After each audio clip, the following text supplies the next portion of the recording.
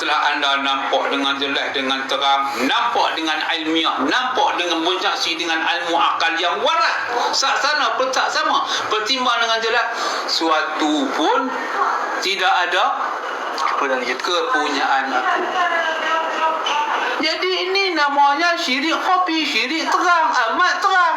Apakah tak terang kali? Syirik jali. Syirik jali namanya, cukup terang. Yang terkandung pada makna asyhadu, terkandung pada pengertian asyhadu, bahwasanya aku naik saksi. aku nak saksi, menyaksi ni tak ada suatu pun kepunyaan aku. Ini syirik jali, syirik terang. Bukan syirik terang berhala-berhala tu anda tak pergi sembah pun. Itu tak termasuk.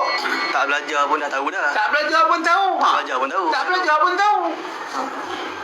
Ambil dia punya terjemahan dia je. Yang pertama syirik terang. Yang kedua anda kena menyaksi lagi. Syirik yang kedua, syirik tersembunyi. Syirik khafi. Nama dia al-syirik khafiyul khafi. Syirik Khafi. yang tersembunyi, iaitu syirik nafsu. Ara'aita man ittakhadha ilahahu hawahu. Hawa tu nafsu. Sebagai contoh, aku ni seorang penyanyi. Kalau satu hari aku tak pergi menyanyi, tak boleh duduk, tak selesai, aku ganggu semua keadaan. Di sini jelas nampak, bukan aku larang kamu daripada menyanyi, sebab kamu buat satu ikatan. Tak dapat tidak, tak boleh duduk.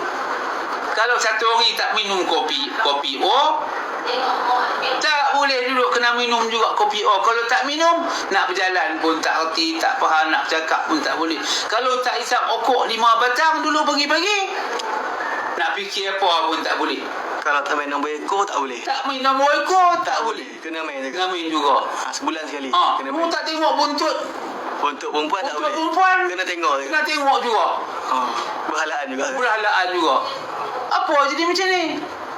Duduk saja aku, kau tak tengok buntut perempuan, tak boleh duduk. Apa jadi macam tu? Ni nama dia syirik nafsu. Syirik nafsu. Syirik kaut. Amat teruk. Amat teruk. Surat balik dah. Jadi hal-hal macam ni buat manusia tu jadi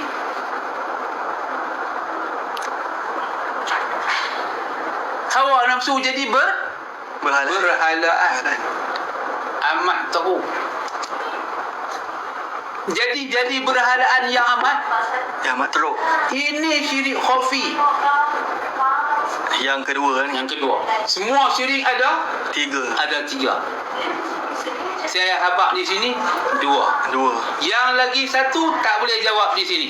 Dia kena datang jumpa. Anda datang mesti jumpa depan saya, berselesai depan saya. Syirik yang ketiga.